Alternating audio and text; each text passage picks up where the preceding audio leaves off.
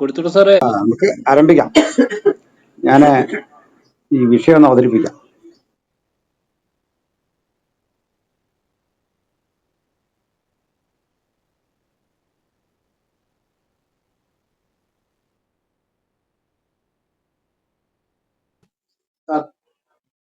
പ്രിയപ്പെട്ട സഹോദരങ്ങളെ, തൃക്കാക്കര ഇലക്ഷൻ വളരെ ഭംഗിയായിട്ട് സമാപിച്ചു. UDF നേതൃത്വം നൽകുന്ന കോൺഗ്രസിന്റെ സ്ഥാനാർത്ഥി ഉമാ തോമസ് CPM-ലെ സ്ഥാനാർത്ഥിയെ ഏതാണ്ട് ഇടതുപക്ഷ സ്ഥാനാർത്ഥിയെ 25,015 വോട്ടുകൾക്ക് പിന്നിലാക്കിയിട്ടുണ്ട്. BJP-യുടെ സ്ഥാനാർത്ഥിക്ക് ഏതാണ്ട് 2,000-ലധികം വോട്ടുകളുടെ കുറവ് കാണിക്കുന്നു. CPM സ്ഥാനാർത്ഥി കഴിഞ്ഞ തിരഞ്ഞെടുപ്പിനേക്കാൾ 2,000 വോട്ട് കൂടിയിട്ടുണ്ട്. എന്നാൽ അതിനു മുമ്പ് മത്സരിച്ച സെബാസ്റ്റ്യൻ പോളിന്റെ വോട്ടോളം വരുന്നുമില്ല. കഴിഞ്ഞ തവണ മത്സരിച്ചത് ഒരു ഇടത് സ്വതന്ത്രൻ ഫുട്ബോൾ ചിഹ്നത്തിലായിരുന്നു. തൊട്ടു മുമ്പ് തെരഞ്ഞെടുപ്പിൽ മത്സരിച്ച സെബാസ്റ്റ്യൻ പോള് 49,000-ൽ പരം വോട്ട് നേടിയിട്ടുണ്ട്. അവർ തമ്മിൽ ഇപ്പോഴത്തെ വ്യത്യാസം 2,000 വോട്ടിൽ പരമാണ്. ഇനി ഇവിടെ നടന്ന തിരഞ്ഞെടുപ്പിന്റെ ഒരു വിശകലനം നമ്മൾ നടത്തേണ്ടതുണ്ട്. രാജ്യം ഭരിക്കുന്ന പാർട്ടി, നാട് ഭരിക്കുന്ന പാർട്ടിയാണ് CPM. ആ CPM അവരുടെ എല്ലാ മെഷീനറിയും അതിശക്തമായിട്ട് ഈ മണ്ഡലത്തിൽ വിനിയോഗിച്ചു. അവിടെ മുഖ്യമന്ത്രി വന്ന് കേരളത്തിന്റെ ഒരു തലസ്ഥാന നഗരി തൽക്കാലം തൃക്കാക്കരയാക്കുന്ന വിധത്തിൽ തിരുവനന്തപുരത്തെ തന്നെ അങ്ങോട്ട് മാറ്റി പ്രതിഷ്ഠിക്കും വിധം 60-ൽ പരം MLA-മാര്, അതുകൂടാതെ 20 മന്ത്രിമാര്, ഘടകകക്ഷിയിലെ നേതാക്കന്മാരെല്ലാം, പോളിറ്റ് ബ്യൂറോ അംഗങ്ങൾ, സകല സന്നാഹങ്ങളോടും കൂടെ അവിടെ പ്രവർത്തിച്ചു. നമുക്കറിയാം, CPM ഒരു കേഡർ പാർട്ടിയാണ്. അവർക്ക് താഴെ തലം വരെ കൃത്യമായി തിരഞ്ഞെടുപ്പ് സംവിധാനങ്ങളെ മോണിറ്റർ ചെയ്യുന്ന പാർട്ടി പ്രവർത്തന രീതിയുണ്ട്. അതെല്ലാം വിനിയോഗിക്കുകയും അവരുടെ സ്ഥാനാർത്ഥിയുടെ വിജയത്തിന് വേണ്ടി അക്ഷീണം പരിശ്രമിക്കുകയും അവരുടെ സ്ഥാനാർത്ഥി ഒരു 5,000-ൽ പരം വോട്ടുകൾക്ക് ജയിക്കുമെന്ന ഒരു കണക്കിലേക്ക് എത്തപ്പെടുകയും ചെയ്തു. അഥവാ ഒരു പരാജയം വന്നാൽ അത് ഉമയ്ക്ക് ഒരു 2,000 മുതൽ 5,000 വരെ വോട്ടിൽ അധികം ഭൂരിപക്ഷം വരില്ല, അതുപോലും CPM-നെ സംബന്ധിച്ചിടത്തോളം വിജയമാണ് എന്ന മട്ടിലായിരുന്നു പ്രചാരണങ്ങൾ നടന്നത്. UDF-ഉം ചിന്തിച്ചത് ഒരു 5,000-ൽ പരം വോട്ടിന്റെ ഭൂരിപക്ഷമാണ്. ഒരിക്കലും PT തോമസിന്റെ ഭൂരിപക്ഷത്തെ ക്രോസ് ചെയ്യാൻ ഉമയ്ക്ക് സാധിക്കില്ല എന്ന് അവർ തന്നെ വിലയിരുത്തിയിരുന്നു. അതുപോലെ തന്നെ കോൺഗ്രസിന്റെ വിലയിരുത്തലിൽ ഉമയുടെ സ്ഥാനാർത്ഥിത്വം ഐകകണ്ഠേനായിരുന്നു എന്നൊക്കെയുള്ള ഗുണപരമായ കാര്യങ്ങൾ ഉള്ളപ്പോൾ തന്നെ അവരിലെ ചില പ്രമുഖ നേതാക്കൾ പാർട്ടി വിട്ടുപോയതോ അപ്പുറത്തെ പാളയത്തിൽ ചേർന്നതോ ഒക്കെ ചെറിയ രീതിയിൽ ക്ഷീണം ഭവിക്കാം എന്നും വിലയിരുത്തിയിരുന്നു. എന്നാൽ ഈ വിശകലനങ്ങളെ മുഴുവൻ അപ്രസക്തമാക്കിക്കൊണ്ട് ഉമ നേടിയ മിന്നുന്ന വിജയം തീർച്ചയായിട്ടും ജനാധിപത്യ മനസ്സുകൾക്കും വർഗീയ വിരുദ്ധചേരികൾക്കും ആശ്വാസം പകരുന്ന ഒന്ന് തന്നെയാണ്. അതങ്ങനെ തന്നെ വിലയിരുത്തുന്നതിൽ സന്തോഷമേ ഉള്ളൂ. കാരണം കേരളത്തെ സംബന്ധിച്ചിടത്തോളം CPM-ഉം കോൺഗ്രസും തീർച്ചയായിട്ടും മതേതര പാർട്ടികൾ തന്നെയാണ്. കുറവുകൾ എന്തുണ്ടെങ്കിലും CPM-നെയും കോൺഗ്രസിനെയും തന്നെയാണ് കേരളത്തിലെ പൊതുസമൂഹം മതേതര പാർട്ടികളായി സ്വീകരിക്കുന്നത്. എന്നാൽ ഇരു കക്ഷികൾക്കും ഈ മതേതരത്വത്തിന് പ്രതിച്ഛായക്ക് കളങ്കം വരുത്തുന്ന തരത്തിലുള്ള ചില രാഷ്ട്രീയ ബാന്ധവങ്ങൾ ഉണ്ടാകാറുണ്ട്. അതിലൊന്ന് മുസ്ലിം ലീഗിന്റെ സാന്നിധ്യം UDF-ലും INL-ന്റെ സാന്നിധ്യം LDF-ലും ഉണ്ട് എന്നുള്ളതാണ്. എന്നാൽ മതേതര കക്ഷികളുടെ ഒപ്പം നിൽക്കുന്നു എന്നുള്ളത് കൊണ്ട് പരിധി വിട്ടുള്ള ഒരു പരസ്യ വർഗീയ വാദ പരിപാടികൾക്ക് ഈ കക്ഷികൾ ശ്രമിക്കാൻ മുഖ്യധാര കക്ഷികൾ അനുവദിക്കില്ല. അതുകൊണ്ട് പക്വമതികളെ പോലെയാണ് ലീഗ് ആണെങ്കിലും INL ആണെങ്കിലും ഇവർക്കിടയിൽ ഇത്രയും നാൾ പ്രവർത്തിച്ചുകൊണ്ടിരുന്നത്. ഇനി അതിനൊരു അപവാദം എന്ന് പറയുന്നത് ശ്രീ അബ്ദുൾ റബ്ബ് വിദ്യാഭ്യാസ മന്ത്രിയും ഇബ്രാഹിം കുഞ്ഞ് നമ്മുടെ PWD മിനിസ്റ്ററും ഒക്കെ ആയിരുന്ന ഒരു കാലമുണ്ട്. ഉമ്മൻചാണ്ടിയുടെ ചെറിയ വ്യത്യാസത്തിൽ കേരളം ഭരിച്ച ആ ഭരണകൂടത്തിൽ ലീഗ് അവരുടെ വർഗീയ മുഖം കുറെയൊക്കെ ഒന്ന് പ്രകടമാക്കാൻ ശ്രമിച്ചിട്ടുണ്ട് എന്നതൊഴിച്ചാൽ ലീഗിന്റെ പൊതുവെയുള്ള രാഷ്ട്രീയം ഒരു ശരാശരി മിതവാദികളുടെ നിലയിൽ തന്നെ ആയിരുന്നു. അത് കാണാതിരിക്കുന്നില്ല. എന്നാൽ കഴിഞ്ഞ ഭരണകാലയളവിൽ, ഇടതുപക്ഷ ഭരണ കാലയളവിൽ ലീഗിൽ നിന്ന് കൂറുമാറി CPM സ്വതന്ത്രനായി വന്ന KT ജലീൽ നിർണായകമായ ഉന്നത വിദ്യാഭ്യാസ വകുപ്പും ന്യൂനപക്ഷ വകുപ്പും ഒക്കെ കൈയാളിക്കൊണ്ട് അത് തന്റെ സമുദായത്തിന്റെ മാത്രം ഇംഗിതങ്ങൾക്ക് വേണ്ടി ദുരുപയോഗം ചെയ്യുന്ന ഒരു കാഴ്ച കണ്ടു. അത് മതന്യൂനപക്ഷങ്ങൾക്കുള്ള സംവരണ വിഷയത്തിലും മറ്റു പരിഗണനാ വിഷയങ്ങളിലെല്ലാം തന്നെ കൃത്യമായി തന്നെ വർഗീയ അജണ്ട അദ്ദേഹം നടപ്പിലാക്കി. ഒടുക്കം ശക്തമായ പോരാട്ടങ്ങൾക്കൊടുവിൽ കഷ്ടിച്ച് അദ്ദേഹം കടന്നുകൂടി എന്നുള്ളതാണ് കഴിഞ്ഞ തെരഞ്ഞെടുപ്പിലെ ഒരു സവിശേഷത. ഒരുപക്ഷെ ഈ ലീഗ് വിമതനായി വന്ന് CPM പാളയത്തിൽ ചേർന്ന KT ജലീലിനെ ഒഴിവാക്കുവാൻ ഒരു കാരണം ഇല്ലാത്തത് കൊണ്ടാകണം എല്ലാ മന്ത്രിമാരെയും തലസ്ഥാനത്ത് നിന്ന് മാറ്റിക്കൊണ്ട് ഒരു പുതിയ മിനിസ്ട്രി നമ്മുടെ ബഹുമാനപ്പെട്ട മുഖ്യമന്ത്രി രൂപപ്പെടുത്തുകയും അതിൽ അർഹതപ്പെട്ട പലരും ഒഴിവാകേണ്ടുന്ന ഒരു പരിസ്ഥിതിയും സംജാതമായി.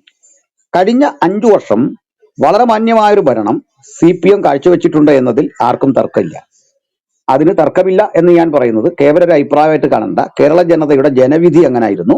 99 സീറ്റ് കൊടുത്ത് കഴിഞ്ഞ ഭരണകൂടത്തെ ശരിവെച്ച അതേ മലയാളി ഇന്ന് തൃക്കാക്കരയിൽ അതേ കരം കൊണ്ട് മുഖമടച്ചൊരടിയാണ് ഈ ഭരണത്തിന് നൽകുന്നത്. അതിന്റെ കാരണങ്ങളെ ഒന്നൊന്നായിട്ട് ഒന്ന് വിശകലനം ചെയ്യാണ്. ഒന്നാമത്തെ കാരണം കേരയിൽ പോലെയുള്ള ഒരു പദ്ധതി ആവിഷ്കരിച്ച രീതിയാണ്. അത് നമ്മുടെ ഇൻഫ്രാസ്ട്രക്ചർ ഡെവലപ്മെന്റുമായിട്ടൊക്കെ ബന്ധപ്പെട്ട കാര്യമാണ്. ഞാൻ കേരളത്തിന് വ്യക്തിപരമായി എതിരല്ല. കേരളയിൽ നിന്ന് മാത്രമല്ല, വിമാനത്താവളമാണെങ്കിലും മറ്റ് ഏത് വികസനമാണെങ്കിലും ആ വികസനത്തിന്റെ പേരിൽ കുടിയൊഴിക്കപ്പെടുന്ന ജനത്തിന് അനിവാര്യമായ ആ കോമ്പൻസേഷൻ നൽകിക്കഴിഞ്ഞാൽ ഉടൻ നൽകിയിട്ട് മാത്രം ആ വികസന പരിപാടികളിലേക്ക് ശ്രദ്ധിക്കേണ്ടത്. എന്നാൽ വികസനം നടപ്പിലാക്കേണ്ടത് ഒരു അനിവാര്യതയാണ് എന്ന് കൃത്യം ചിന്തിക്കുന്ന ഒരാളാണ്. പക്ഷെങ്കിൽ ആ വികസന പരിപാടികൾക്ക് സ്വീകരിച്ച രീതി, അതിനകത്ത് ജനങ്ങൾക്കുണ്ടായ ബുദ്ധിമുട്ടും പ്രയാസവും ഭരണകൂടം കാണാതെ പോയത് വളരെ അവർക്കെതിരെ ചിന്തിക്കാൻ പര്യാപ്തമായ ഘടകങ്ങളായിരുന്നു. ഈ മാടപ്പള്ളി എന്ന് പറയുന്ന സ്ഥലം വലിയൊരു സമരഭൂമിയായിരുന്നു. ആ സമരപ്പന്തലിൽ നിന്ന് എൻ്റെ വീട്ടിലേക്കുള്ള ദൂരം കേവലം 1 കിലോമീറ്ററാണ്. അവിടെയാണ് ഒരു സ്ത്രീയെ അവരുടെ കുഞ്ഞിന്റെ മുമ്പിലിട്ട് പോലീസ് തെരുവിലൂടെ വലിച്ചിഴയ്ക്കുന്ന ഒരു കാഴ്ച കണ്ടത്. ഒരു ഗ്രാമീണ പ്രദേശമാണ് ഈ മാടപ്പള്ളി എന്ന് പറയുന്നത്. അതുകൊണ്ട് ഗ്രാമീണരായ ആളുകൾ തിങ്ങിപ്പാർക്കുന്ന ഈ സ്ഥലത്ത് കേരളയിൽ കൊടുത്തൊരു സന്ദേശം കുടിയൊഴിപ്പിക്കലിന്റെ തന്നെയാണ്. അപ്പോൾ ഇങ്ങനെയൊക്കെയുള്ള ചില പ്രശ്നങ്ങൾ തീർച്ചയായിട്ടും CPM-ന്റെ ഇമേജിനെ ബാധിച്ചു, പ്രവർത്തന രീതിയെ ബാധിച്ചു എന്നത് കാണാതിരുന്നുകൂടാ. മാത്രമല്ല, ഇവിടെ കൂടെ ചർച്ച ചെയ്തുകൊണ്ടിരുന്ന ഒരു പ്രശ്നമായിരുന്നു ഈ കേരളയിൽ വികസനമാണ്, അതുകൊണ്ട് ആ വികസനത്തിനൊരു വോട്ട് എന്ന നിലയിലായിരുന്നു ചർച്ച ചെയ്തത്. പക്ഷേ ആ അഭിപ്രായം കേരള ജനത തള്ളുന്നു എന്നുള്ളതിന്റെ പ്രകടമായ ഒരു തെളിവാണ് നമ്മളിപ്പോൾ കാണുന്നത്, കണ്ടുകൊണ്ടിരിക്കുന്നത്. ഏതായിരുന്നാലും ഇപ്പോൾ കണ്ട ഈ തിരഞ്ഞെടുപ്പിലെ CPM-നേറ്റ പരാജയത്തിന്റെ ഒന്നാമത്തെ കാരണങ്ങളിൽ ഈ കേരളയിൽ ഉൾപ്പെടുന്നു, അല്ലെങ്കിൽ കേരളയിൽ ആവിഷ്കരിക്കുന്ന രീതിയോട് കേരള സമൂഹത്തിന്റെ പ്രതികരണം എന്താണ് എന്ന് കാണിക്കുന്നു. അതിന് തെളിവ് ഈ കേരളയിലുമായി ബന്ധപ്പെട്ട് വലിയ കുടിയൊഴിപ്പിക്കൽ ആവശ്യമില്ലാത്തൊരു സ്ഥലമാണ് തൃക്കാക്കര എന്നോർക്കണം. അപ്പോ എന്നിട്ടും ആ ജനത ഈ പ്രശ്നത്തെ നോക്കിക്കണ്ട ഒരു രീതി വളരെ ശ്രദ്ധേയമാണ്. ഇനി അടുത്ത തോൽവിയുടെ കാരണം എന്ന് പറയുന്നത്, ഇവിടെ തിരഞ്ഞെടുപ്പിൽ ഒരു സ്ഥാനാർത്ഥി അവതരിപ്പിക്കാൻ സാധാരണഗതിയിൽ UDF-ൽ വലിയ അടി നടക്കാറുണ്ട്, വലിയ പ്രക്ഷോഭങ്ങൾ നടക്കാറുണ്ട്. അതിന് പക്ഷെ ഇത്തവണ പെട്ടെന്ന് അവർക്കൊരു കാൻഡിഡേറ്റിനെ ഐകകണ്ഠേന കണ്ടെത്താൻ പറ്റി. ഉമയിലൂടെ ഒരു നല്ല സന്ദേശം അവർ നൽകി. മറുവശത്ത് CPM-ന്റെ സാധാരണ പ്രവർത്തകരെ അമ്പരപ്പിച്ചുകൊണ്ട് പാർട്ടിയുമായി ബന്ധമില്ലാത്ത ഒരു ഡോക്ടറെ ഈ തെരഞ്ഞെടുപ്പിന്റെ ചുക്കാൻ പിടിക്കാൻ CPM ഏൽപ്പിക്കുന്നു, അദ്ദേഹത്തെ തിരഞ്ഞെടുക്കുന്നു. അത് കൊടുത്ത സന്ദേശം CPM കത്തോലിക്ക സമൂഹത്തിന് ഭൂരിപക്ഷമുള്ള ഒരു സ്ഥലത്ത് അവിടെ നിന്നൊരു കാൻഡിഡേറ്റിനെ എടുത്തുകൊണ്ട് നടത്താൻ പോകുന്ന ഒരു വർഗീയ പ്രീണനമായി വ്യാഖ്യാനിക്കപ്പെട്ടു. സഭയുടെ സ്ഥാനാർത്ഥിയാണ് അത് എന്ന പരാമർശമുണ്ടായി. അതുവഴി മതേതര മനസ്സുകൾക്ക് കൂടുതൽ പ്രയാസം വരുന്ന ഒരു നിലയിലേക്ക് അവരിടപെട്ടു എന്നുള്ളതാണ് രണ്ടാമത്തെ കാര്യം. മൂന്നാമത്തെ ഒരു വിഷയം എന്ന് പറഞ്ഞാൽ, ഒരു പാർട്ടിയിൽ നിന്നിട്ട് കിട്ടാവുന്ന സകല സ്ഥാനമാനങ്ങളും അങ്ങനെ അടിച്ചെടുത്തിട്ട് ഏതെങ്കിലും ഒരു കാരണവശാൽ ഒരു തവണ മത്സരിക്കാൻ അവസരം കൊടുക്കുന്നില്ല എന്നതുകൊണ്ട് കൂറുമാറി തന്റെ അനിഷ്ടങ്ങൾ പ്രകടമാക്കുന്ന KV തോമസിനെ പോലുള്ള ചില ആളുകളുടെ സാന്നിധ്യം ഗുണത്തെക്കാൾ ദോഷം ചെയ്തു. കാരണം KV തോമസ് എടുക്കുന്ന ആ നിലപാടിലൊന്നും യാതൊരു ആത്മാർത്ഥയില്ല. അദ്ദേഹത്തിന് സീറ്റ് നിഷേധിക്കപ്പെട്ട ആദ്യത്തെ ഘട്ടം ഹൈബീഡൻ തലസ്ഥാനത്ത് സ്ഥാനാർത്ഥിയാകുന്ന ആ ഘട്ടത്തില് 1000 പേരാണ് അദ്ദേഹത്തെ വന്ന് എയർപോർട്ടിൽ സ്വീകരിച്ചുകൊണ്ട് പോരുന്നത്. വലിയൊരു ജനാവലിയൊക്കെ അന്ന് കണ്ടതാണ്. പക്ഷെങ്കിൽ പിന്നീട് ആ തരംഗം നിലനിർത്താൻ അദ്ദേഹത്തിന് കഴിഞ്ഞില്ല. കാരണം സീറ്റ് കിട്ടുന്നില്ലെങ്കിൽ അന്ന് BJP-ക്ക് വേണ്ടി മത്സരിക്കാൻ അദ്ദേഹം തയ്യാറാകുമെന്ന അഭ്യൂഹം പോലും നിലനിന്നിരുന്നു. ഓർക്കണം, അദ്ദേഹം വന്നപ്പോൾ എന്തോ വലിയൊരു സംഭവം ഇവിടെ നടക്കാൻ പോകുന്നു എന്ന മട്ടില് അദ്ദേഹത്തെ മുഖ്യമന്ത്രിയും മറ്റു കൂട്ടരും സ്റ്റേജിലേക്ക് സ്വീകരിക്കുന്ന ഒരു കാഴ്ച നമ്മൾ കണ്ടു. അപ്പോ അങ്ങനെയൊക്കെയുള്ള ചില രീതികൾ പൊതുജനങ്ങൾക്കിടയിൽ ഒരു അപമതിപ്പ് സൃഷ്ടിക്കാൻ കാരണമായിട്ടുണ്ട്. ഇനി പ്രധാനപ്പെട്ട ഒരു കാരണത്തിലേക്ക് ഞാൻ കടക്കുകയാണ്. കേരളത്തിൽ ചില നാളുകളായിട്ട് ഇടതുപക്ഷ രാഷ്ട്രീയം ഈ പാട്ടത്തിനെടുത്ത് സുഡാപ്പികൾ നടത്തുന്നത് പോലെ ഒരു രീതി നമ്മുടെ കൺമുമ്പിൽ കാണാൻ പറ്റുന്നുണ്ട്. അത് അങ്ങനെ തന്നെ ആ പദം പറയുന്നതിൽ തെറ്റില്ല. കാരണം കേരളത്തിലെമ്പാടുമായി ചിതറിക്കിടക്കുന്ന തീവ്ര വർഗീയ ഫാസിസ്റ്റുകളാണ് സുഡാപ്പികൾ എന്ന് പറയുന്നത്. അവരുടെ CPM-ന്റെ സഖാവായ അഭിമന്യുവിനെ കൊലപ്പെടുത്തിക്കൊണ്ട് ഇവിടെ ഉണ്ടാക്കിയ വലിയ ഒരു സന്ദേശം, ഇവർക്ക് കൊടുത്ത വലിയൊരു സന്ദേശമുണ്ട്. അവർ രക്ഷകരാണെന്നും മതന്യൂനപക്ഷങ്ങളെ സംരക്ഷിക്കും എന്നൊക്കെ പറഞ്ഞിട്ട് ഒരു SFI പ്രവർത്തകൻ മാത്രമായ അഭിമന്യുവിനെ കൊലപ്പെടുത്തിയ ക്രൂരത നമ്മൾ കണ്ടതാണ്. കൊലപാതക രാഷ്ട്രീയങ്ങളിൽ അവർ വഹിച്ചുകൊണ്ടിരിക്കുന്ന പങ്ക് നമ്മൾ കണ്ടതാണ്. RSSനെതിരെ RSS പലയിടത്തും ആളുകളെ കൊല ചെയ്യുന്നു, അതിന് ബദൽ കൊലയാണ് എന്ന രൂപത്തിൽ അവർ പ്രയോഗിച്ചുകൊണ്ടിരിക്കുന്ന ഒരു രാഷ്ട്രീയത്തോട് CPM ഒരിക്കലും സന്ധി ചെയ്യാൻ പാടില്ലായിരുന്നു. ഞങ്ങൾ ഇത് കൂടെ കൂടെ പറഞ്ഞുകൊണ്ടിരുന്നതാണ്. ഇടതുപക്ഷ ആഭിമുഖ്യമുള്ള ആളുകൾക്ക് പോലും ആ പാർട്ടിയോടും പ്രവർത്തനത്തോടും അവമതിപ്പുണ്ടാകുന്നതിന്റെ ഒരു കാരണം ഇന്ന് അവർ ചെയ്തുകൊണ്ടിരിക്കുന്ന മുസ്ലിം പ്രീണനമാണ്. കാരണം നമ്മുടെ രാജ്യത്ത് ഏറ്റവും അധികം സംവരണം കൈപ്പറ്റുന്നത് മുസ്ലിങ്ങളാണ്. മറ്റ് പിന്നോക്കരുടെ സംവരണം ഈഴവർക്കൊപ്പം അവർ പങ്കിടുന്നു, മറുവശത്ത് മതന്യൂനപക്ഷങ്ങളുടെ ആനുകൂല്യവും പങ്കിടുന്നു.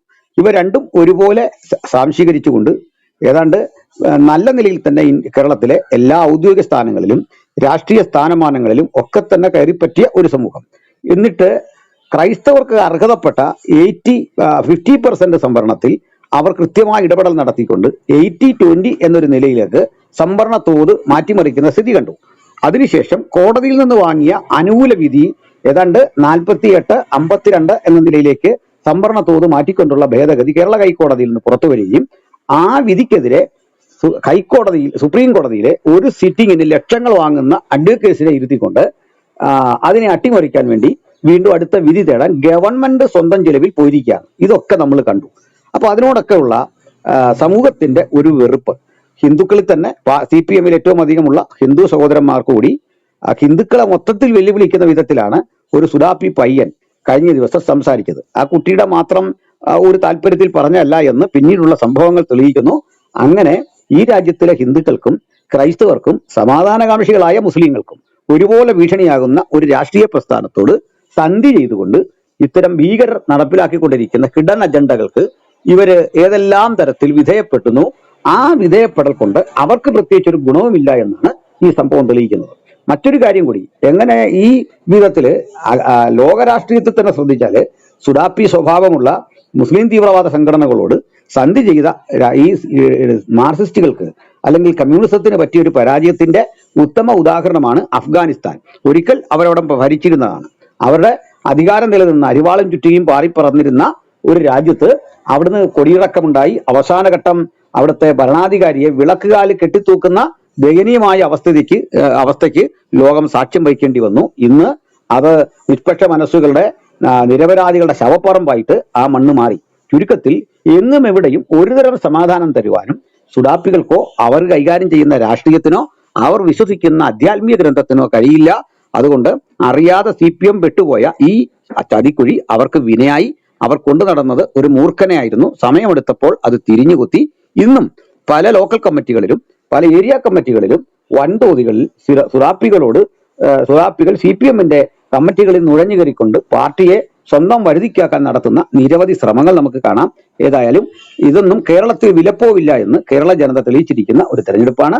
അതുകൊണ്ട് ഇടതു മനസ്സുകൾ ഇത് പുനഃപരിശോധിക്കേണ്ടതുണ്ട്. ഗവൺമെന്റ് ഇപ്പോൾ അവർക്ക് നേരിട്ടിരിക്കുന്ന ഈ തിരിച്ചടി പരിശോധിക്കേണ്ടതുണ്ട്. അവർ ജനകീയമായ ഒരു ഭരണരീതിയിലേക്ക് അധികാരത്തിന്റെ പുത്തൻ ഒരു തെരഞ്ഞെടുപ്പിൽ കൂടി വീണ്ടും അവരെ തന്നെ ഒരു മാൻഡേറ്റ് കൊടുത്തുകൊണ്ട് കേരള സമൂഹം അവരിലർപ്പിച്ച വിശ്വാസം സൂക്ഷിക്കാൻ അവർ ബാധ്യസ്ഥരാണ്. മറിച്ച് ഈ ഹുങ്കും വങ്കത്തരവും തന്റെ ഉപയോഗിച്ചുകൊണ്ട് മറ്റുള്ള ആളുകളെ, എതിരെ പറയുന്ന ആളുകളെ ഒതുക്കാൻ നടത്തുന്ന ശ്രമങ്ങൾ അത് അപലപനീയമായ ഒന്നാണ്. അതും ഈ തെരഞ്ഞെടുപ്പ് തരുന്ന ഒരു സാക്ഷ്യമാണ്. ഒരു കാര്യം കൂടി പറഞ്ഞുകൊണ്ട് നിർത്താം. വളരെ പ്രധാനപ്പെട്ട ഒരു കാര്യം നമ്മൾ കണ്ടതാണ്. അടുത്ത കാലത്ത് ശ്രീ PC ജോർജിന്റെ അറസ്റ്റ്.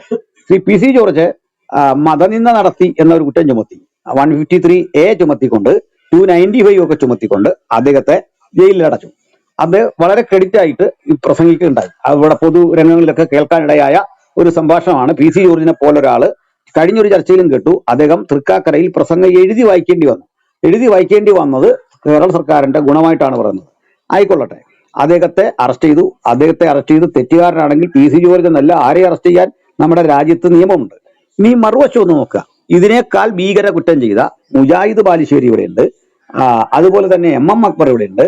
ഇവരെ പോലുള്ള ആളുകൾ ഒരു ക്ഷേത്രത്തിന് പണം കൊടുക്കുന്നത്, സംഭാവന കൊടുക്കുന്നത് എന്താ പറയുക, അത് വേശ്യാലയത്തിന് കൊടുക്കുന്ന പോലെയാണെന്ന് പ്രസംഗിച്ച മുജാഹിദ് ബാലുശ്ശേരി. അതുപോലെ ക്രിസ്മസ് ദിവസത്തെ ആക്ഷേപിച്ചുകൊണ്ട് യേശുവിനെ വേശ്യാപുത്രൻ എന്ന് പറഞ്ഞ മറ്റൊരു ഉസ്താദ്. ഇങ്ങനെ ആയിഷയുടെ വിവാഹപ്രായം 6 അല്ല 10 ആണ്, 6 പറയുന്നവനെ ഭൂമുഖത്ത് വെച്ചുകൊണ്ടിരിക്കുന്നു പറയുന്ന അലിയാർ കാസിമി. നോക്കണം, എത്ര പേരെ നിങ്ങളെ ഞാൻ കാണിച്ചു തരണം. ഇവർക്കൊന്നുമെതിരെ ബലമുള്ള ഒരു കേസില്ല. കേസുകൾ രജിസ്റ്റർ ചെയ്തിട്ടുണ്ട്, പക്ഷെ ഇതുപോലെ ജാമ്യം കിട്ടാത്ത കേസോ വകുപ്പോ അറസ്റ്റോ നാടകങ്ങളോ ഒന്നുമില്ല. അപ്പോൾ ഒരു സമൂഹത്തിന് അതിൽ വേദന തോന്നി. ആ സമൂഹത്തിന്റെ നിലപാട് PC തെറ്റ് ചെയ്തെങ്കിൽ PC അറസ്റ്റ് ചെയ്തോളൂ, പക്ഷെ ഇത് PC മാത്രമായി നടപടി ചുരുക്കുന്നു എന്നുള്ള ഒരു വിഷമത നേരിട്ടപ്പോൾ അവരെന്തിനാണ് ചെയ്തതെന്ന് ചോദിച്ചാൽ, ഈ PC സ്വാഭാവികമായി എടുത്ത ഒരു സംഘപരിവാർ രാഷ്ട്രീയ ബോധത്തിലേക്ക് ക്രൈസ്തവർ കൂറുമാറിയേക്കാം. അങ്ങനെ മാറുന്നെങ്കിൽ ക്രിസ്ത്യാനി പൊക്കോട്ടെ, ആ വോട്ട് ആ പെട്ടിയിൽ വീഴട്ടെ. ആ വോട്ട് ആ പെട്ടിയിലേക്ക് വീഴുമ്പോൾ പരമ്പരാഗതമായി UDF കിട്ടുന്ന വോട്ടുകൾ നേരെ BJP പാളയത്തിലേക്ക് പോകുമ്പോൾ ആ വാക്വം ഉണ്ടാക്കുന്ന, ശൂന്യത ഉണ്ടാക്കുന്ന വിടവിലൂടെ CPM ജയിച്ചു കയറാം. ഇതായിരുന്നു അവരുടെ തന്ത്രം. പക്ഷെ പ്രവൃത്തരായ അവിടുത്തെ ആളുകൾ, അവിടുത്തെ ക്രിസ്തീയ വോട്ടർമാര് അത്തരത്തിലല്ല ചിന്തിച്ചത്. അവര് സംഘപരിവാരങ്ങളെ ബദലായി കണ്ടില്ല. തീർച്ചയായിട്ടും കേരള രാഷ്ട്രീയത്തിലെ ബദൽ, CPM ബദൽ സംഘപരിവാരമല്ല, കോൺഗ്രസ് തന്നെയാണെന്നും കോൺഗ്രസിനുള്ള ബദൽ CPM തന്നെയാണെന്നുമുള്ള ആ ഒരു പാരസ്പര്യത്തിലാണ് കേരള രാഷ്ട്രീയത്തിന്റെ ഉറച്ച മനസ്സ് എന്ന് തെളിയിക്കുന്ന ഒരു തിരഞ്ഞെടുപ്പാണ്. തീർച്ചയായിട്ടും ഇത് നൽകുന്ന സന്ദേശം ഗുണപരമാണ്. ഇത് പ്രബുദ്ധ കേരളത്തിന്റെ ശരിയായ ദിശയിലേക്കുള്ള സഞ്ചാരമാണ്. ഈ വിജയം കരഗതമാക്കിയ ഉമയ്ക്കും മനോഹരമായൊരു മത്സരം കാഴ്ചവെച്ച ഇടതുപക്ഷ സ്ഥാനാർത്ഥിയെയും അഭിനന്ദിക്കുന്നു. അവിടെ BJPയുടെ കാര്യം കൂടി എടുത്തു പറയേണ്ടതുണ്ട്. അവരുടെ സംസ്ഥാന ഉപാധ്യക്ഷനെ ഇറക്കി എല്ലാ തരത്തിലുള്ള പ്രചാരണ പരിപാടികളും നടപ്പിലാക്കിയിട്ടും PC ജോർജിനെ പോലെ ഒരു മനുഷ്യന്റെ സാന്നിധ്യം ഉണ്ടായിട്ടും അവരുടെ കാൻഡിഡേറ്റ് ഏതാണ്ട് 3000-ഓളം വോട്ടിന് പിന്നിലായിട്ടുള്ള ആ സാഹചര്യം അവർ പരിശോധിക്കേണ്ടതാണ്, പരിഗണിക്കേണ്ടതാണ്. ഇത്രയും പറഞ്ഞ് ഞാൻ വിഷയം അവതരിപ്പിച്ചതിൽ നിന്ന് പിൻവാങ്ങുന്നു. ഇനി ചർച്ചയ്ക്കുള്ള അവസരം വേർതിരിക്കുന്നു. ചാക്കോ പോസ്റ്റർ ലൈനിലുണ്ടോ?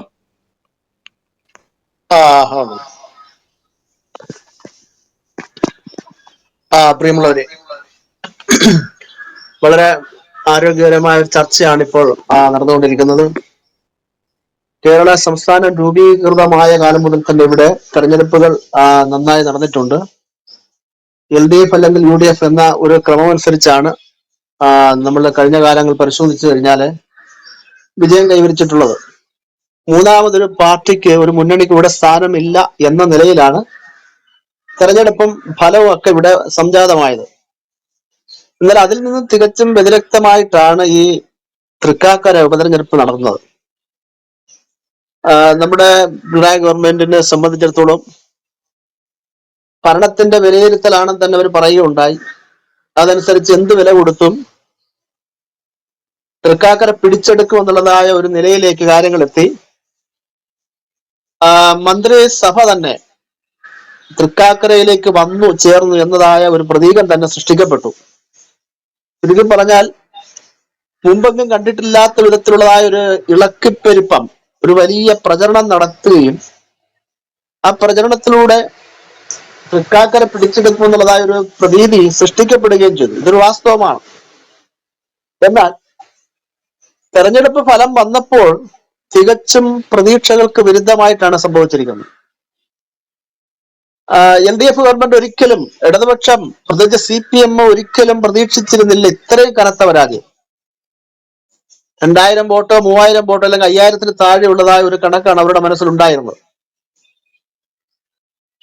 മറിച്ച് ഉമാ തോമസിനെ സംബന്ധിച്ച്, UDFനെ സംബന്ധിച്ച് അവര് വിജയിക്കും എന്നല്ലാതെ ഇത്രയും ഭീമാകാരമായ ഒരു സംഖ്യയിലേക്ക് പോകുന്ന പ്രതീക്ഷിച്ചില്ല. പലപ്പോഴും സ്ഥാനാർത്ഥിയോട് പത്രപ്രവർത്തകരും മാധ്യമങ്ങളൊക്കെ ചോദിച്ച് എത്ര ലീഡ് ചെയ്യും, എത്ര ഭൂരിപക്ഷം കിട്ടും, അത് പറയാൻ പറ്റില്ല എന്ന് ഉമാ തോമസ് പല പ്രാവശ്യമായിട്ട് പറഞ്ഞു.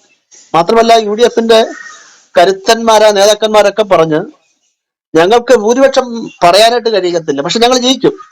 LDFും പറഞ്ഞങ്ങനെ ഞങ്ങൾ ജയിക്കും, ജോസഫും പറഞ്ഞ് ജയിക്കും.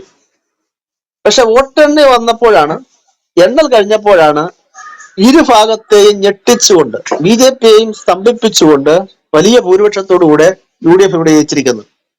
ഈ UDFന്റെ വിജയത്തെ സംബന്ധിച്ച് പാസ്റ്റർ അനിൽക്കുടത്തോട്ട് അവർ ഇവിടെ വളരെ വിശദമായിട്ട് പല ഭാഗങ്ങളെ കുറിച്ച് വിശദീകരിച്ചു. പല ഘടകങ്ങൾ UDFന് ഭൂരിപക്ഷം കൂടുവാനായിട്ട് കാരണമായെന്ന് അദ്ദേഹം കൃത്യമായിട്ട് വിശദീകരിച്ചു. ഞാൻ ആ ഭാഗത്തേക്ക് പോകുന്നില്ല. നമ്മുടെ സംസ്ഥാനം ഭരിക്കുന്ന CPM തികച്ചും വ്യത്യസ്തമായ രാഷ്ട്രീയ പാർട്ടിയാണ്. അതിന്റെ ആവിർഭാവവും ആ പാർട്ടിക്ക് ഇവിടുത്തെ ജനങ്ങളോടുള്ളതായ സമീപനവും, പ്രത്യേകിച്ച് താഴ്ത്തട്ടിലുള്ളതായ കർഷകരും കർഷക തൊഴിലാളികളുമായ ജനതകളോടും സാധാരണക്കാരായ ആളുകളോടും ഉള്ളതായ പാർട്ടിയുടെ മനോഭാവം വിലമതിക്കത്തക്കതാണ്. പഴയ കാലങ്ങളിൽ ആ രാഷ്ട്രീയ പാർട്ടി അങ്ങനെയാണ് പ്രവർത്തിച്ചുകൊണ്ടിരുന്നത്. എന്നാൽ കാലം മുന്നോട്ട് പോകും തോറും ആ രാഷ്ട്രീയ പാർട്ടിക്ക് സമൂഹത്തിന്റെ ഇടയിൽ പ്രവർത്തിക്കുന്നതായ പ്രവർത്തനത്തിന്റെ ശൈലിക്ക് വ്യതിയാനം സംഭവിക്കുകയുണ്ടായിട്ടുണ്ട്. ഒരു ഇലക്ഷൻ ഡിക്ലെയർ ചെയ്തതിന് ശേഷം ഉടനെ തന്നെ മത നേതൃത്വത്തെ പോയി കാണുക, അല്ലെങ്കിൽ അരമനയിലോ മോസ്കുകളിലോ അതുമല്ലെങ്കിൽ മറ്റേ മതസ്ഥാപനങ്ങളിലോ ചെന്ന് നേതാക്കന്മാരെ കണ്ട് അണികളെ കൊണ്ട് വോട്ട് വാങ്ങിപ്പിക്കുന്ന ഒരു സംഭവം ഈ രണ്ട് രാഷ്ട്രീയ പാർട്ടികളും എടുക്കാറുണ്ട്. എന്നാൽ കേരള ജനത അതൊന്നും വകവയ്ക്കുന്നില്ല എന്നുള്ളതായ ഒരു വസ്തുത ഈ തെരഞ്ഞെടുപ്പിലൂടെ പുറത്തു വന്നിട്ടുണ്ട്. ഇവിടെ CPMനെ സംബന്ധിച്ച് കുറെ കൂടെ അതായത് കേരള ജനത പ്രതീക്ഷിക്കുന്നത് പോലെയുള്ളതായ ഒരു പ്രവർത്തനങ്ങൾ അവർ കാഴ്ചവെച്ചെങ്കിൽ മാത്രമേ അവർക്ക് മുന്നോട്ട് പോകാൻ ഒക്കെയുള്ളൂ. ഇന്ത്യയിലെ ഒരു തുരുത്ത് മാത്രമായിരിക്കുകയാണ് കേരളം എന്ന് പറയുന്നത്. ബംഗാൾ നഷ്ടപ്പെട്ട്, ത്രിപുരയും നഷ്ടപ്പെട്ട്, ബംഗാളിൽ തിരിച്ചു കയറി വരിക എന്ന് പറയുന്നത് CPMനെ സംബന്ധിച്ച് ഭാവനയിൽ പോലും കാണാൻ ഒക്കുന്ന കാര്യമില്ല. അവരുടെ മനസ്സിൽ പോലുമില്ല ബംഗാളിൽ തിരിച്ചു വരാമെന്ന്. ത്രിപുരയിലും നിലവിലുള്ളതായ BJP മുഖ്യമന്ത്രി അവർ മാറ്റി മറ്റൊരു മുഖ്യമന്ത്രി വന്നെങ്കിൽ പോലും ത്രിപുരയെ സംബന്ധിച്ചും CPMന് യാതൊരു പ്രതീക്ഷയ്ക്കും വകയില്ലാത്ത വിധത്തിലാണ് അവിടുത്തെ തെരഞ്ഞെടുപ്പുകളൊക്കെ പുറത്തു വരുന്നത്. പിന്നീടുള്ള ഏക പച്ചത്തുരുത്ത് എന്ന് പറയുന്നത് കേരളമാണ്.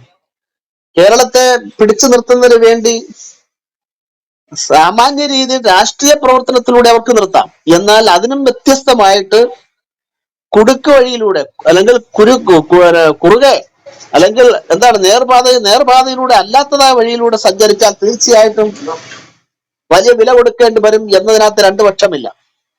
ഇവിടെ ഈ രാഷ്ട്രീയ പാർട്ടി ഒന്നാം LDF ഗവൺമെന്റിന്റെ കാലത്ത് വളരെ മനോഹരമായ രീതിയിലൂടെ ഭരണം കാഴ്ചവെച്ചു. നാം നിഷേധിക്കാനൊക്കത്തില്ല. കോവിഡിന്റെ ഒന്നാം കാലഘട്ടം പിണറായി ഗവൺമെന്റ് ചെയ്തതായ ക്രിയാത്മകമായ പരിപാടികളൊക്കെ തന്നെ വിലയിരുത്തപ്പെടേണ്ടതാണ്. ആ സമയത്ത് ജനങ്ങളോടുള്ളതായ സമീപനം, ആ രോഗത്തെ പ്രതിരോധിച്ചതായ ആ രീതി, നമ്മുടെ ശൈല ടീച്ചറിന്റെ നേതൃത്വത്തിലുള്ളതായ ആരോഗ്യ പ്രവർത്തകരുടെ വളരെ ത്യാഗോജ്ജലമായ പ്രവർത്തനങ്ങളൊക്കെ തന്നെ വിലമതിക്കപ്പെട്ടതാണ്. ഒന്നാം പിണറായി ഗവൺമെന്റിനെ സംബന്ധിച്ചിടത്തോളം വളരെ മാന്യമായ, വളരെ ജനകീയമായിട്ടുള്ള പ്രവർത്തനങ്ങൾ അവർ കാഴ്ചവെച്ചു. എന്നാൽ രണ്ടാം LDFന്റെ വരവും അതിനുശേഷം ഉണ്ടായ ചില കാര്യങ്ങളൊക്കെ തന്നെ ഗവൺമെന്റിന്റെ മുഖച്ഛായക്ക് ഭംഗം വരുത്തിയിട്ടുണ്ടെന്നതിനകത്ത് രണ്ടു പക്ഷമില്ല. ഈ കഴിഞ്ഞ കുറെ കാലങ്ങളായിട്ട് LDFന് സുഡാപ്പികളോടുള്ളതായ ഇസ്ലാമിക തീവ്രവാദത്തോട് അല്ലെങ്കിൽ ഇസ്ലാമിക ആ കമ്മ്യൂണിറ്റിയോടെന്ന് പറയാനൊക്കത്തില്ല, ആ വിഭാഗത്തോട് അവരിലെ തന്നെ തീവ്രമായ സംഘടനകളോട് കാണിക്കുന്നതായ ഒരു പ്രീണന നയം അത് കേരളത്തിലെ ജനത കൃത്യമായി മനസ്സിരുത്തിക്കൊണ്ടിരിക്കുകയാണ്. അവര് അറിഞ്ഞുകൊണ്ടിരിക്കുകയാണ്, അവരതിനെ വിലയിരുത്തിക്കൊണ്ടിരിക്കുകയാണ്. ചില നാളുകളായിട്ട് ഒരു തരം ഇരട്ട നീതി നടപ്പാക്കുന്നു എന്നുള്ളതായ ഒരു പ്രതീതി ഈ ഗവൺമെന്റ് സൃഷ്ടിച്ചെടുത്തിട്ടുണ്ട്. ഇസ്ലാമിക പക്ഷത്തു നിന്നുണ്ടാകുന്നതായ മനുഷ്യത്വ വിരുദ്ധമായ അല്ലെങ്കിൽ ജനാധിപത്യ വിരുദ്ധമായ ചില കാര്യങ്ങൾക്ക് കണ്ണടച്ചു കൊടുക്കുകയും മറുഭാഗത്തു നിന്നുണ്ടാകുന്നതായ ചില പ്രവണതയെ മുച്ചൂട് എതിർക്കുകയും ചെയ്യുന്ന ഒരു കീഴ്വഴക്കം LDF ഗവൺമെന്റിന്റെ ഭാഗത്തുണ്ടായിട്ടുണ്ട്. പല സംഭവങ്ങൾ ഇവിടെ ഉണ്ടായിട്ടുണ്ട്. PC ജോർജ് വിഷയത്തെ സംബന്ധിച്ചായാലും അതിനു മുമ്പ് ഇവിടെ നടന്നിട്ടുള്ളതായ പല വിഷയങ്ങളെ സംബന്ധിച്ചും LDF മതപ്രീണനത്തിലേക്ക് പോകുന്നുവോ, ഇസ്ലാമിക തീവ്രവാദത്തിന് ചൂട്ടുപിടിക്കുന്നുവോ, ഇസ്ലാമിക തീവ്രവാദത്തെ പ്രോത്സാഹിപ്പിക്കുന്നു എന്നുള്ളതായ ഒരു ചിന്താധാര കേരളീയ പൊതുസമൂഹത്തിന്റെ മേൽ ഉണ്ടായിട്ടുണ്ട്. ഇവിടെ CPM എന്ന് പറയുന്ന രാഷ്ട്രീയ പ്രസ്ഥാനം ഈ ഇസ്ലാമിനെ കൃത്യമായിട്ട് വിലയിരുത്തണമെന്നാണ് എനിക്ക് പറയാനുള്ളത്. ഇവർ ധരിച്ചിരിക്കുന്ന പോലൊന്നും ഒരിക്കലും ഇസ്ലാമിൽ നിന്നും CPM-ന് ഒരു വോട്ടും കിട്ടത്തില്ല, യാതൊരുവിധ പ്രോത്സാഹനവും കിട്ടത്തില്ല. ഇവിടുത്തെ ഇന്ത്യൻ കമ്മ്യൂണിസ്റ്റ് മാർക്സിസ്റ്റ് പാർട്ടി ഇറാനിൽ ഈ കമ്മ്യൂണിസ്റ്റുകാരെ സുഡാപ്പികൾ കൊന്നൊടുക്കിയതും അതുപോലെ തന്നെ അഫ്ഗാനിസ്ഥാനിൽ കൊന്നൊടുക്കിയതും ഒക്കെ ചരിത്രങ്ങൾ CPM നന്നായി വിശകലനം ചെയ്യണം, നന്നായി മനസ്സിലാക്കണമെന്നാണ് ഞങ്ങൾക്ക് പറയാനുള്ളത്.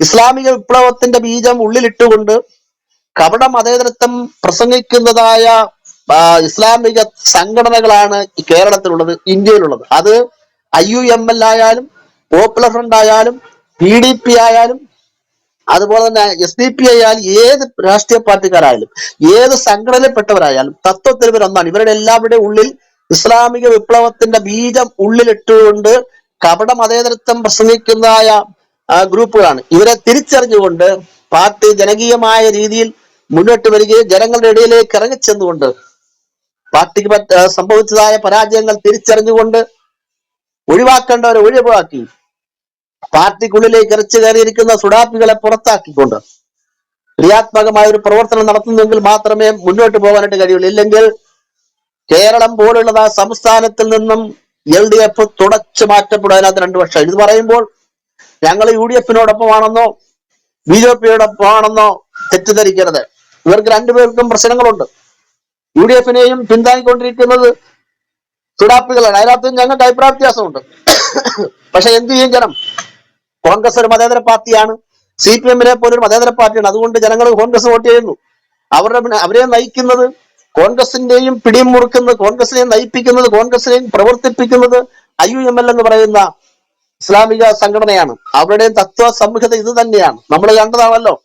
ഹാഗിയ സോഫിയ ദേവാലയം പിടിച്ചെടുത്തപ്പോൾ മുസ്ലിം ലീഗിന്റെ സംസ്ഥാന പ്രസിഡന്റ് നടത്തിയതായ ഇന്നത്തെ പ്രസിഡന്റ് നടത്തിയതായ പ്രസ്താവന നമ്മൾ കണ്ടതാണല്ലോ. അപ്പൊ അതുകൊണ്ട് തത്വത്തിൽ ഇവരെല്ലാം തന്നെ ഒരേ രീതിയിലുള്ളതായ ഒരേ ശൈലിയിലുള്ള പ്രവർത്തനങ്ങളാണ് കാഴ്ചവെക്കുന്നതെന്നും ഈ വസ്തുതകൾ രാഷ്ട്രീയ പാർട്ടികൾ തിരിച്ചറിയണമെന്നാണ് ഞങ്ങൾക്ക് പറയാനുള്ളത്. ഈ തെരഞ്ഞെടുപ്പോടുകൂടെ CPM കുറെ ചിന്തിക്കണം, വസ്തുതകൾ മനസ്സിലാക്കി കേരളീയ സമൂഹത്തെ മുന്നോട്ട് നയിക്കുവാൻ പ്രാപ്തിയുള്ള ജാതി മത വർഗ വർണ്ണനയ്ക്ക് അതീതമായി സമൂഹത്തെ ക്രിയാത്മകമായി ജനസേവനം ചെയ്യുവാൻ പ്രാപ്തി കൈവരിച്ച ഒരു രാഷ്ട്രീയ പാർട്ടി എന്ന നിലയിൽ CPM മുന്നോട്ട് വരണം. തെരഞ്ഞെടുപ്പിലെ തോൽവിയും ജയവും സ്വാഭാവികമാണ്. എങ്കിലും തൃക്കാക്കരയിൽ ഉണ്ടായതായ ആ പരാജയം അത് സുഡാപ്പികളിൽ നിന്നും ശക്തമായ തിരിച്ചടി കിട്ടിയിട്ടുണ്ട്. ഇത് കൃത്യമായി മനസ്സിലാക്കി ആത്മപരിശോധന നടത്തി തള്ളേണ്ടവരെ തള്ളി കൊള്ളേണ്ടത് കൊണ്ടുകൊണ്ട് മുന്നോട്ട് പോകാൻ CPM-ന് കഴിയട്ടെ. ഇവിടെ വോട്ടർമാരെ അഭിനന്ദിക്കുന്നു. എല്ലാവർക്കും അഭിനന്ദനങ്ങൾ അർപ്പിച്ചുകൊണ്ട് ഞാൻ എന്റെ വാക്കുകൾ ഇവിടെ അവസാനിപ്പിക്കുന്നു.